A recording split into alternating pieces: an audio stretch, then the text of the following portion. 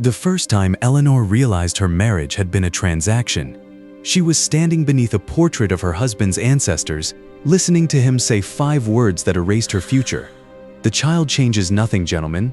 Those were the words. 5 of them. 5 simple, measured, unemotional words spoken in the clipped, confident tone of a duke who believed himself untouchable. Eleanor Whitcomb had been married for exactly 11 weeks. She was 6 weeks pregnant, and she had not meant to overhear anything at all. The winter gallery at Ravenshire Hall was never warm, no matter how fiercely the fireplaces burned. The long corridor of oil portraits and marble busts had always unsettled her. Stern faces of men who built fortunes through railways and coal, women painted with blank expressions and expensive jewels, all staring down as though judging the living. Eleanor had been walking toward the conservatory, one hand resting unconsciously over the gentle curve of her abdomen, the physician's note folded carefully in her sleeve. She had rehearsed the announcement all morning. "I have wonderful news. We're going to have a child." She imagined foolishly, perhaps, that he might smile, that his cool reserve might soften, that the invisible distance between them might finally narrow. But halfway down the gallery, she heard voices drifting from the adjoining billiard room. Low, male, amused. She slowed. Then she heard his. Marcus Ravenshire, Duke of Ravenshire, her husband. "I told you," he was saying calmly. "The child changes nothing, gentlemen." Her steps stopped. The conservatory doors were only a few yards ahead, sunlight pouring through glass panels. But her body refused to move. Someone laughed, a familiar laugh. Lord Hensley. She remembered him from the wedding breakfast, a man who wore arrogance like cologne. "Nothing," Hensley replied. "Surely an heir alters your calculations." Calculations. Eleanor's fingers tightened around the physician's note. Marcus exhaled slowly, as if explaining something obvious to children. An heir was always the objective. The objective, not joy, not love, not partnership. Objective. Her breath grew shallow. Another voice chimed in, softer, sharper. "And the Duchess? Does she at least believe this is a love match?" There was a pause. The crack of billiard balls striking. Then Marcus answered, "She believes what she was meant to believe." Something inside Eleanor cracked quietly, almost politely, like thin ice under too much weight. The door to the billiard room was not fully closed. A sliver of light escaped into the gallery. She could see the outline of 3 men through the narrow gap. Marcus stood near the fireplace, one hand resting casually in his pocket, so composed, so immaculate, so utterly detached. Hensley poured himself another drink.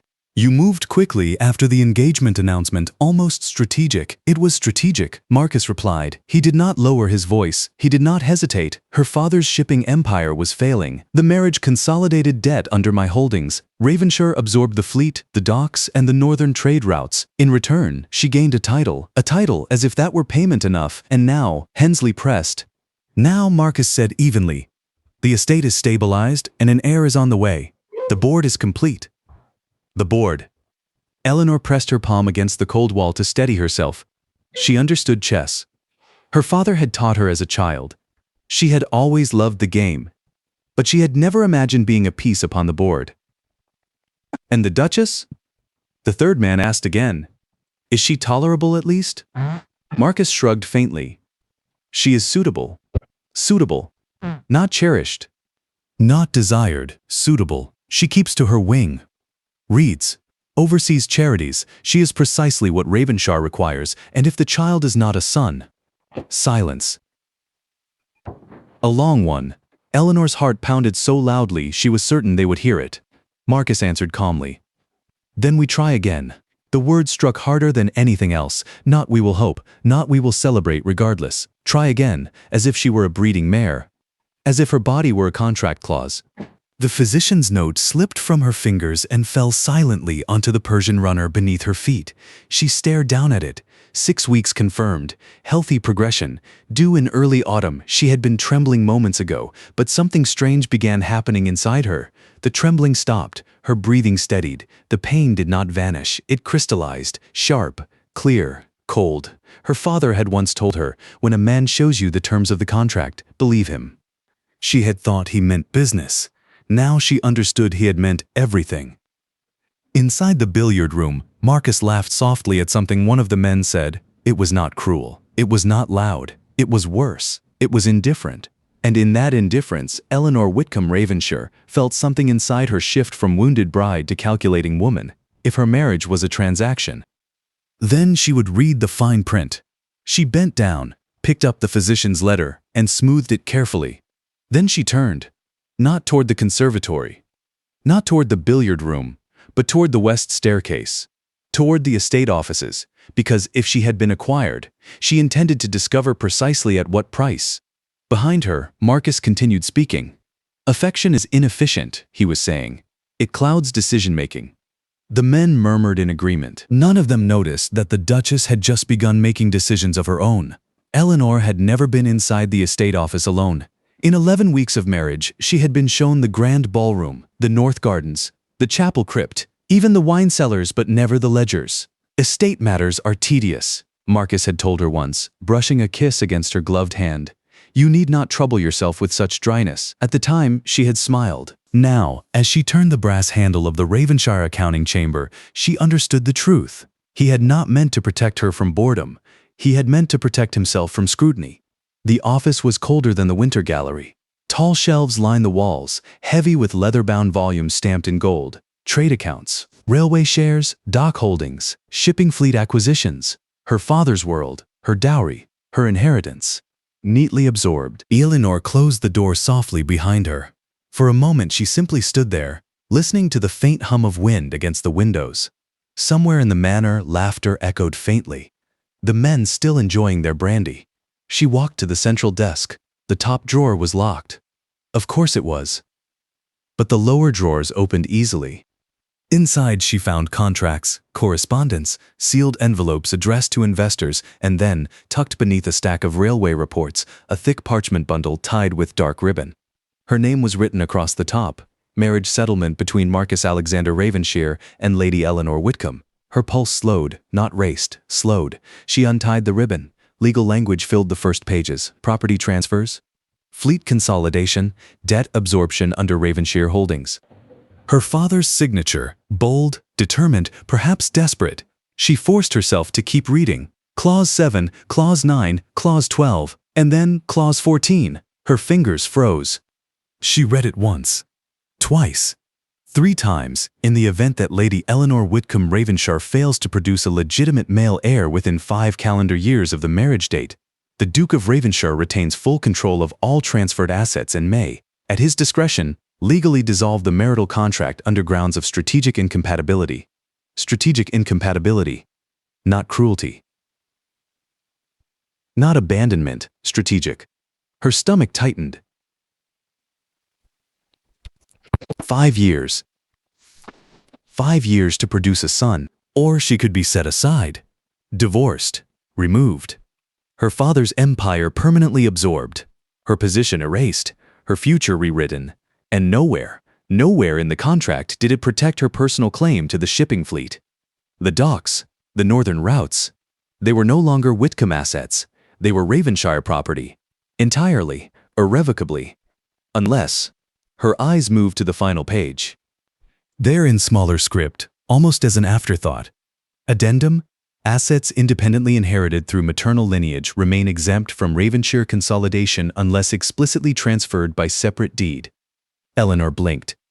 Maternal lineage, her grandmother. The one Marcus had barely acknowledged during wedding negotiations. The woman who had quietly invested in private ventures outside Whitcomb control.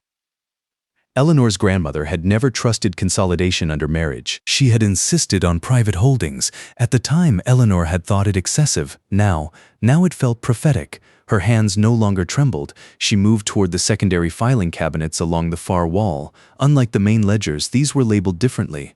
Personal holdings, Whitcomb. Her breath caught. Marcus had not destroyed them. He had archived them, dismissed them as insignificant. She pulled open the drawer.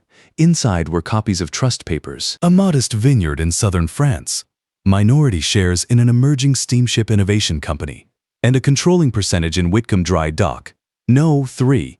The one dock Marcus had never mentioned publicly acquiring, because it had never been part of the settlement. It was hers. Entirely hers. Legally untouched, and Dock No. 3 controlled winter repair contracts for half the northern fleet. Without it, trade slowed. Maintenance stalled. Ships remained grounded, including Ravenshire vessels. Eleanor exhaled slowly. Marcus believed the board complete. He had not noticed one piece still standing outside his control. Footsteps echoed faintly down the corridor. She closed the drawer smoothly, retied the marriage settlement ribbon, placed it exactly where she had found it. But she did not feel small anymore. She did not feel suitable. She felt informed. And information, her father had once said, was currency. She slipped from the office and returned to her chambers unnoticed. Inside, she locked the door, sat at her writing desk, and began drafting letters. Not emotional letters, not accusations, business letters, to the manager of Dock No. 3, to the Innovation Company board, to her grandmother's former solicitor, each one precise, measured, professional. She requested updated financial statements, authority confirmations, operational timelines. And one more thing, she requested discretion. As the sun dipped below Ravenshire's western hills, Marcus knocked lightly at her chamber door. Eleanor. She folded the final letter and sealed it. Yes. He stepped inside, polished, composed. He studied her face for a moment. You missed dinner. I had correspondence to attend to. A flicker of surprise crossed his expression. Correspondence? Yes, she said calmly. Matters relating to my family's holdings. A subtle pause. He smiled, thin. Those are Ravenshire holdings now. Not all of them. The silence that followed was delicate, measured. His gaze sharpened slightly, but he recovered. You need not burden yourself with such matters. Eleanor stood, walked toward him slowly, looked directly into his eyes. I find I rather enjoy understanding my position. He searched her expression, for hurt, for accusation, for tears. He found none. Only composure. Only intelligence. Only something new. And for the first time since their wedding day, Marcus Ravenshire looked uncertain. After he left, Eleanor placed a hand over her abdomen. 6 weeks, the child changed nothing, he had said. He was wrong.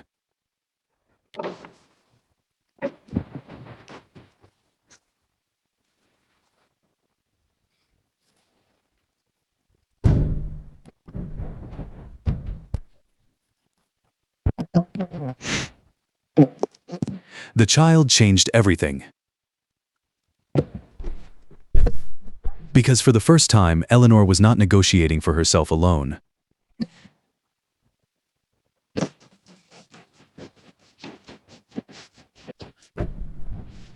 She was negotiating for a future that would not be measured in clauses and contracts.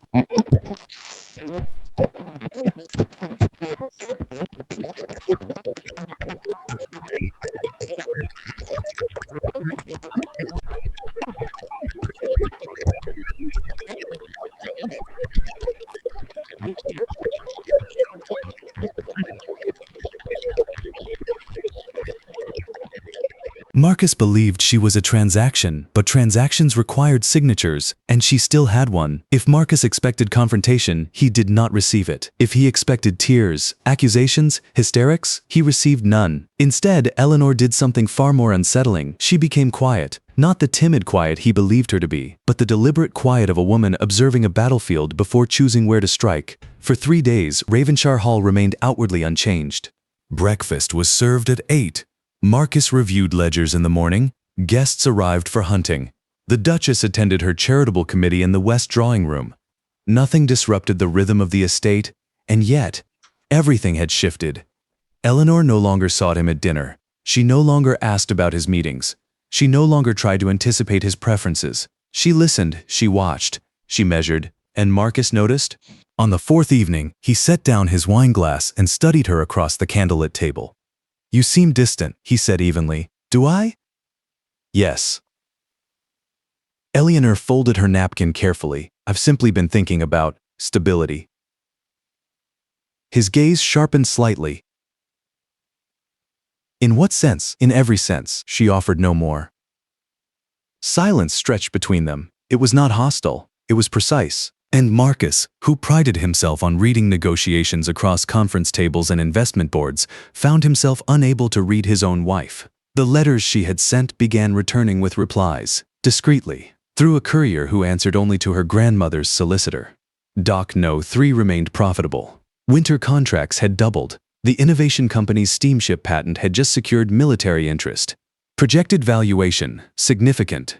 Eleanor read every report carefully. She did not smile. She calculated. Doc No. 3 controlled the maintenance schedules of 6 Ravenshire cargo vessels. If repair priorities shifted, even slightly, delivery delays would ripple across trade routes. Not enough to collapse the estate, but enough to disrupt projected quarterly returns, enough to unsettle investors, enough to introduce vulnerability. She would not destroy Ravenshire, but she would remind its duke that he did not control every current beneath its surface. Meanwhile, Marcus prepared for London. 10 days, he reminded her one morning as he adjusted his cufflinks. Of course, Eleanor replied calmly. He paused. You're not curious about the purpose. She met his eyes. Estate matters are tedious. His jaw tightened almost imperceptibly. Indeed. He left that afternoon, and the moment the carriage wheels disappeared beyond the iron gates, Eleanor began moving pieces. She summoned Mr. Harrow, the dock manager, a loyal Whitcomb employee who had transitioned under Ravenshire control but still held quiet allegiance to her grandmother's name. He arrived discreetly through the west entrance. You requested discretion, Your Grace. Yes, she handed him revised priority instructions. Effective immediately, Doc No. 3 would review Ravenshire repair contracts under updated safety protocols. Nothing unlawful, nothing dramatic, simply additional inspection requirements, additional paperwork, additional scheduling evaluation. Will this delay shipments? Harrow asked carefully. Only if compliance is incomplete, he understood. Marcus would not be blocked, but he would be slowed, and in high finance time was leverage. That night, Eleanor stood alone on the terrace overlooking the southern cliffs. Wind tugged at her cloak. Her hand rested lightly against her abdomen. 6 weeks had become 7. The child remained her greatest secret. She would not announce it yet, not while Marcus believed the heir secured his victory.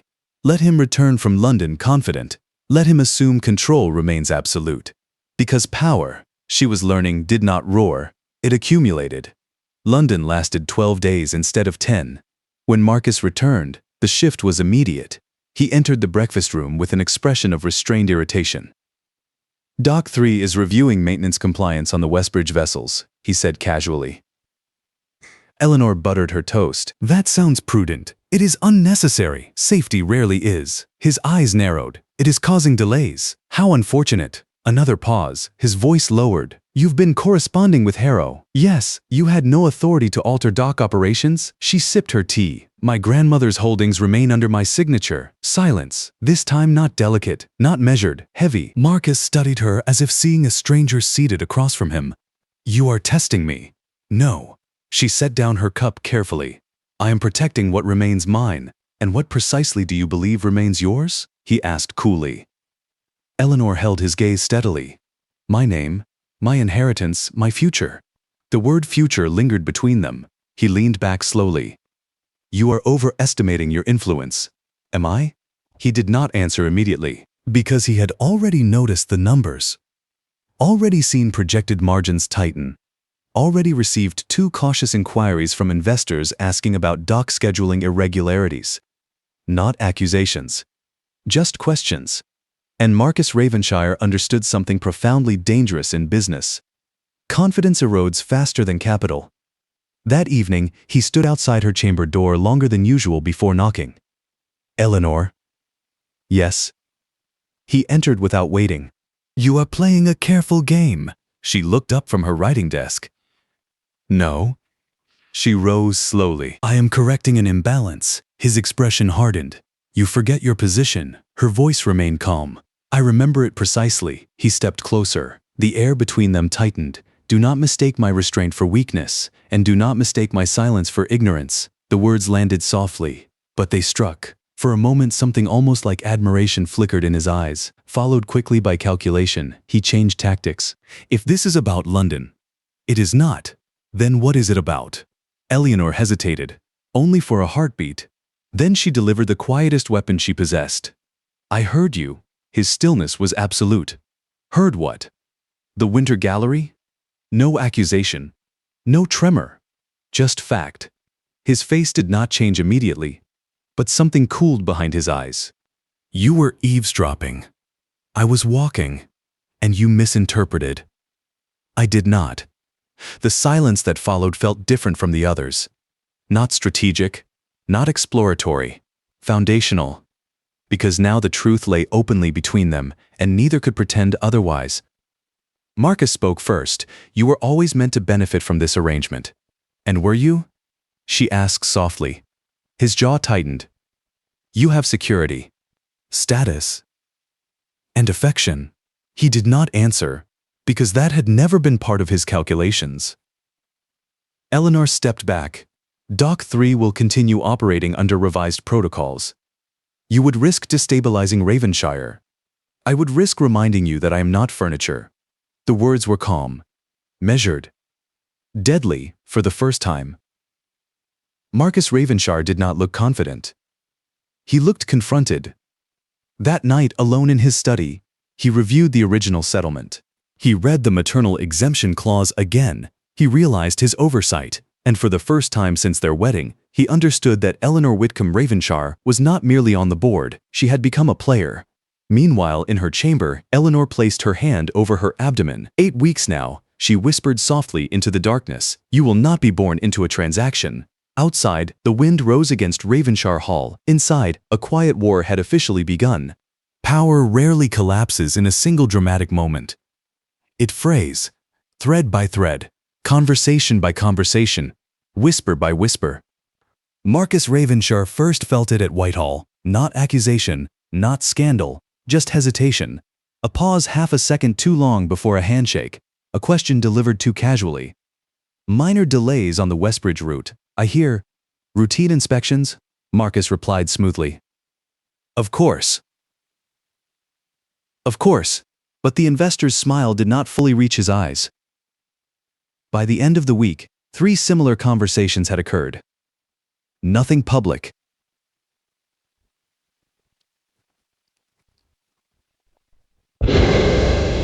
Nothing inflammatory.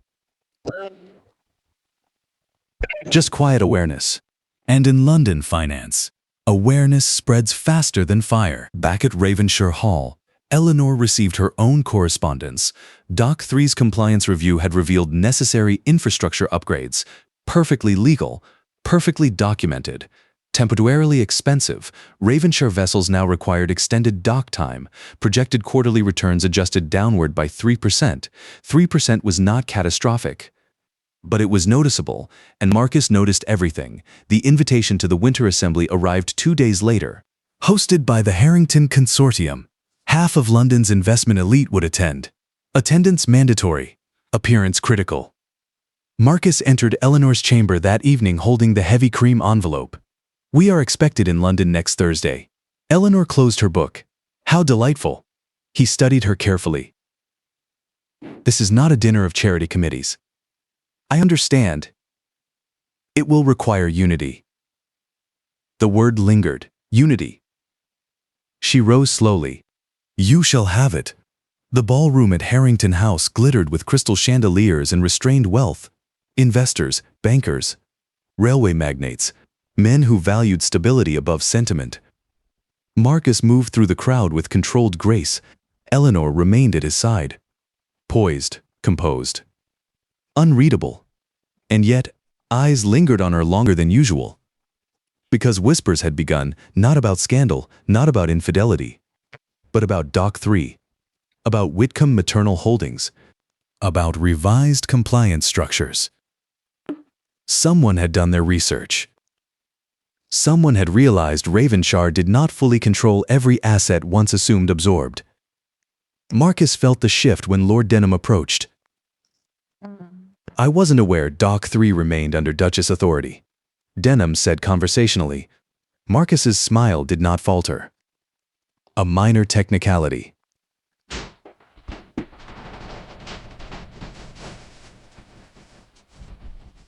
Technicalities affect margins. They are being resolved. Denham's gaze flicked briefly toward Eleanor. Of course. He moved away.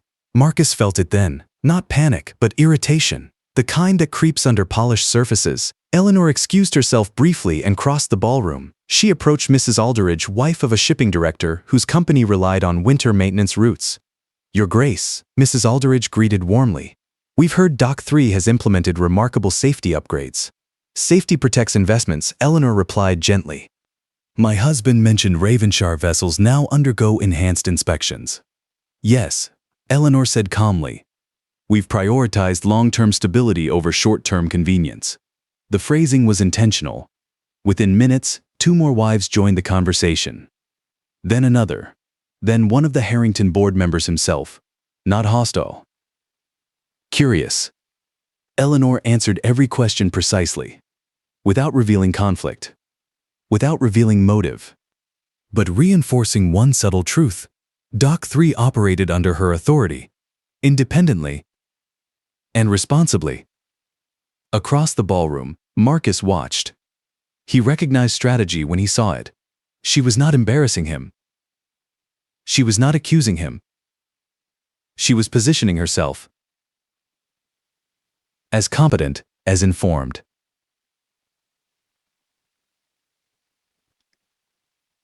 As separate. And in elite society, separation suggested division. Division suggested instability. He approached her mid-conversation.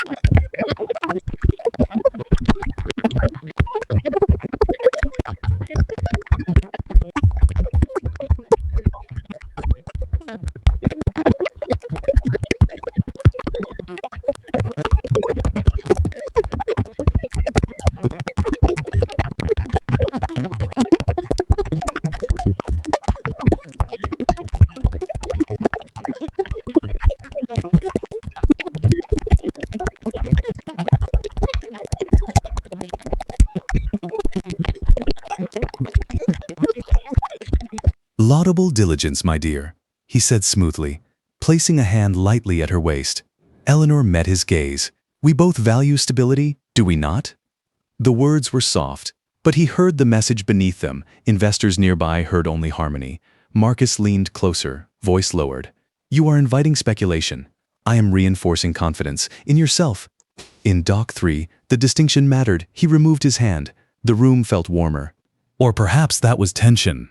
Later that evening, an unexpected development occurred. Sir Aldrich Bennett, senior partner in a Northern Railway expansion, approached Marcus privately. I've received inquiries, Bennett said quietly, regarding asset consolidation under Ravenshire.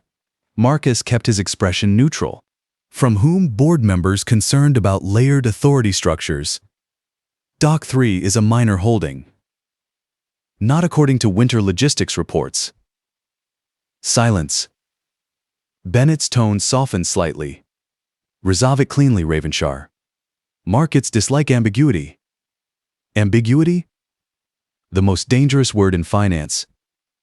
Marcus understood then. This was no longer a domestic inconvenience. It was public, contained, but visible. And visibility weakened control. That night in their London townhouse, Marcus closed the study door behind them. You are escalating this. Eleanor removed her gloves calmly. I am safeguarding my inheritance. You are undermining mine. She faced him fully. Yours? He stepped closer. The fleet sustains Ravenshire. My grandmother's dock sustains the fleet. The air between them felt charged. You would jeopardize our child's future, he demanded. There it was. The first time he had acknowledged the child aloud. Eleanor's eyes did not soften. Our child's future will not depend on a man who views parenthood as acquisition. His expression hardened. You presume much. I heard enough. Silence. He tried another angle. Withdraw the enhanced protocols. No. Transfer Dock 3 under joint authority. No. His voice lowered dangerously. You forget the 5-year clause. Her reply was immediate. And you forget the maternal exemption. The words struck precisely. He had no counter, because legally, she was correct. The next morning, financial columns quietly noted Ravenshire fleet delays. Nothing dramatic, nothing scandalous, but printed. Public. And investors read everything. By the time they returned to Ravenshire Hall, the narrative had shifted. Not collapse, not crisis, but question, and question erodes dominance. Marcus stood at the gallery window overlooking the estate fields, jaw tight. Eleanor joined him. You could have handled this privately, he said without looking at her. I did. He turned. You've made it visible. You made it transactional? His gaze sharpened. You're risking war. She met his eyes steadily. No. She placed a hand lightly over her abdomen. I'm preparing for independence. Outside, winter clouds gathered over Ravenshire lands. Inside, control was no longer singular. It was contested. And for the first time, Marcus Ravenshire understood that the most dangerous opponent is not the one who shouts, but the one who waits. Winter settled heavily over Ravenshire. Frost traced the estate windows. Investors grew cautious. And Marcus Ravenshire did what powerful men have done for centuries when subtle pressure fails. He turned to the law. The solicitor arrived on a gray morning. Mr. Alden Price, precise, unemotional. Expensive. Eleanor received word of his arrival before Marcus did. Mrs. Danvers, the housekeeper, had a way of noticing movements others missed. He went straight to the estate office. Your Grace, of course he did. Eleanor dismissed her gently and remained seated at her writing desk. She did not rush. She did not react. She waited. 2 hours later, Marcus entered her chamber without knocking, a rare breach of his own etiquette. Eleanor, she looked up calmly. Yes, we need to clarify certain structural ambiguities. Ambiguities, she repeated softly. Doc 3. She folded her hands neatly. What of it? I am initiating a consolidation review. There it was. Not anger. Not shouting, procedure. He stepped further into the room. The maternal exemption was never meant to create operational fragmentation. It created legal protection. It created leverage. She did not deny it. Instead, she asked quietly, on whose behalf are you speaking? Your pride? Or your investors? His jaw tightened. This is about stability. No. She corrected gently. It is about control. He held her gaze. You are forcing my hand. I am protecting mine. The consolidation review, as outlined by Mr. Price, would petition the court to reinterpret the maternal exemption under the argument of marital integration of estate assets. It was clever. If granted, Doc 3 could be classified as functionally indispensable to Ravenshire operations, therefore subject to spousal consolidation. Marcus believed it airtight. But he had made one fatal miscalculation. He assumed Eleanor had only reacted. He did not realize she had prepared. That afternoon, a second solicitor arrived at Ravenshire Hall, not announced publicly, not escorted through the grand foyer, but admitted through the west entrance. Mr. Thomas Everly, former legal advisor to Eleanor's grandmother, 80 years old, sharp as winter wind. Marcus was informed only when Everly requested use of the East Study. By then, it was too late to prevent it without spectacle. He entered the study where Eleanor sat beside the elderly solicitor. Documents lay neatly arranged across the table. What is this? Marcus demanded. Everly did not look up. A preemptive injunction. Marcus's expression darkened. On what grounds? Eleanor answered before Everly could. On the grounds that Doc 3 is not merely a financial asset. Everly slid a parchment forward. It is a trust. Marcus stilled. A trust? Everly adjusted his spectacles. Established quietly 12 years ago by Lady Catherine Whitcomb, Doc 3 was placed under conditional maternal protection. Its controlling shares may only be transferred upon direct voluntary signature of the inheriting daughter. Marcus looked at Eleanor. You never mentioned a trust. You never asked. Everly continued calmly. Furthermore, any attempt to legally reinterpret the exemption clause may trigger automatic asset withdrawal under trust defense. Withdrawal to where? Marcus asked sharply. Offshore holdings. Silence fell heavily. Marcus understood finance. He understood international holding structures. If Doc 3 moved offshore, it would leave British jurisdiction permanently. and Ravenshire vessels would require entirely new contractual agreements at market rates. Not marital ones. You planned this, Marcus said quietly. Eleanor met his gaze. I prepared. He stepped closer to the table. You are willing to fracture this estate. No, she corrected softly. I am willing to prevent being fractured from it. Everly folded his hands. Shall I proceed with the injunction filing, Your Grace? The question hung in the air. Marcus's eyes remained locked on Eleanor. You would escalate this publicly. I would formalize what you attempted privately. Another silence. Longer this time. Not strategic, existential, because now Marcus understood. He could pursue consolidation. But doing so would expose the trust, expose internal division, expose vulnerability. Investors would panic, and Ravenshire's stock would dip sharply. The cost would outweigh the gain. He stepped back slowly. Everly watched him without emotion. After a long moment, Marcus spoke. Withdraw the compliance delays. No. Compromise then? She waited. His voice lowered. Dock 3 operates independently. But maintenance priority returns to Ravenshire Fleet first. Eleanor considered, not emotionally, strategically. And maternal assets remain entirely exempt. Yes. And no further legal reinterpretation attempts. His jaw tightened. Agreed. Everly inclined his head slightly. A written amendment will be drafted. Marcus did not protest because he knew he had lost the legal battle. Not publicly, not dramatically, but definitively. After Everly departed, silence lingered in the study. Marcus remained standing. You are not the woman I married, he said quietly. Eleanor rose slowly. You are correct. And who are you now? She looked at him evenly. The woman you underestimated. A pause. His voice softened, not with affection, but with something unfamiliar, respect. You could have destroyed Ravenshire. I chose not to. Why? Her hand rested lightly against her abdomen. Because my child will not inherit ruins. The word child echoed differently this time. Not objective, not heir. Child. Marcus looked at her hand, and for the first time, something flickered behind his eyes that was not calculation, not control. Something dangerously close to realization. That night, Ravenshire Hall felt different, not peaceful, but balanced. Dock 3 remained hers. Ravenshire remained his. The marriage remained intact, but not as it had been. No longer transaction alone. Now, it was negotiation between equals. And Marcus Ravenshire had just learned the most expensive lesson of his life. Never assume silence means surrender. Spring arrived slowly at Ravenshire. Snow softened into silver mist. The frozen fountains stirred. And within Eleanor, life pressed steadily forward. By the time the daffodils bloomed along the southern terrace, she was 8 months pregnant. The estate had stabilized. Dock 3 operated efficiently. Ravenshire vessels sailed on revised contracts. Investors relaxed. Markets recalibrated. Outwardly, peace had returned. But beneath the calm, something quieter and more permanent had shifted.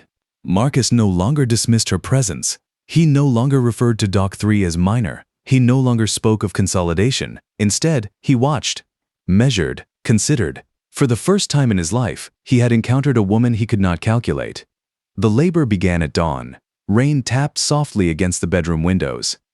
Eleanor did not cry out. She gripped the edge of the bedpost, breathing through each wave of pain with quiet discipline. Mrs. Danvers remained at her side. The physician moved briskly, but respectfully. Marcus stood near the fireplace, still, uncharacteristically pale. He had faced hostile boardrooms, risked millions on speculative expansion, negotiated with railway unions during strikes. But this he could not control. When Eleanor's hand reached blindly outward during a contraction, he took it. Without hesitation, she squeezed hard enough to bruise. He did not pull away. Hours passed. Rain fell. The great Ravenshire clock struck noon, and then a cry. Sharp, alive, undeniable. The physician turned. A healthy child, Your Grace? A pause, then, a daughter. The word landed in the room like a test. Silence followed. Eleanor exhaled slowly, exhaustion overtaking her. Marcus stood motionless. A daughter. Not the male heir the contract had emphasized. Not the strategic certainty the clause had demanded. Just a child. Small, fragile, breathing. The physician placed the infant into Eleanor's arms. Tears slipped down her temples, silent and unashamed. "She's perfect," Eleanor whispered. Marcus stepped forward slowly. Looked down. The baby's eyes fluttered open. Dark, searching, alive with something wild and unclaimed. "She has your eyes," Eleanor said softly. He did not respond immediately, because something unfamiliar was rising in his chest. Not calculation, not disappointment, something far less predictable. He extended a finger. The child's tiny hand wrapped around it instinctively and held. Marcus inhaled sharply, as though something inside him had just shifted beyond return. The physician cleared his throat gently. "I will leave you." The room emptied. Rain continued tapping at the glass. Marcus remained beside the bed. "She will need protection," he said quietly. "She will have it. Society will expect. I know what society expects." Eleanor met his gaze. "And I know what she deserves." He studied her face. The same woman he had married, and not the same at all. "The clause," he said after a long pause. "You may invoke it if you wish." The words were steady, not defensive, not pleading, just truth. The 5-year clause still existed. Technically, legally, he could attempt to dissolve the marriage if no son followed. He could preserve the Ravenshire name through alternative means. He could. Marcus looked at the child again, at her impossibly small fingers, at the way she gripped his hand with fierce, unconscious strength. Then he looked back at Eleanor. "You once said I miscalculated. You did." He nodded slowly. "Yes." Silence filled the room, not hostile, not brittle, transformative. "I will amend the settlement," he said at last. Eleanor's breath caught slightly. "The clause regarding male issue will be removed." She said nothing. He continued. "Doc 3 will remain permanently separate under maternal trust." Still silence. "And Ravenshire succession will be rewritten," he paused, "to allow our daughter inheritance." The words did not come easily, but they came. Eleanor felt something loosen inside her chest. Not victory, not triumph, something deeper. Recognition.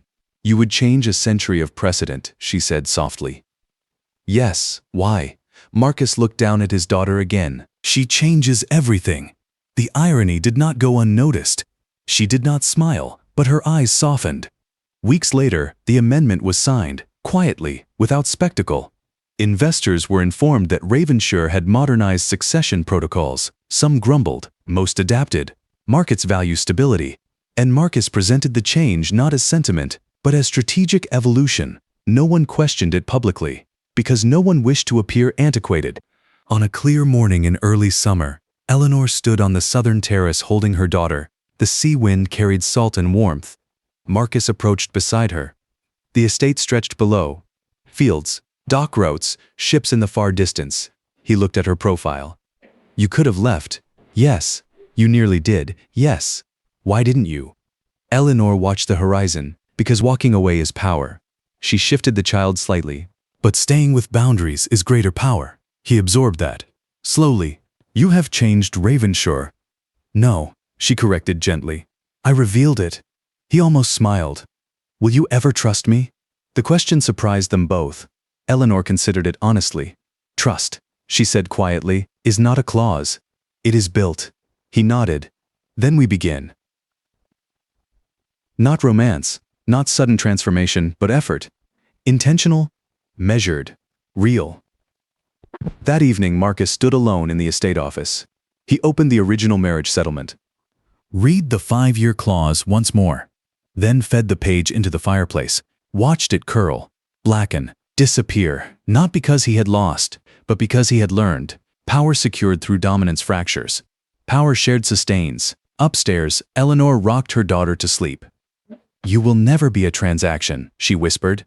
The baby sighed softly. Outside, Ravenshire ships sailed smoothly through calm waters. Dock 3 operated efficiently. The estate remained strong, but not because of contracts, because of choice. And sometimes, the greatest inheritance a woman can give her child is not land, not title, not wealth, but the unwavering certainty that she may always choose herself.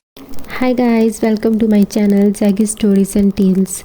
This moral of this story: never allow yourself to become a transaction in someone else's plans. Understand your worth, protect your independence, and choose your future deliberately. Thank you for watching. Bye bye.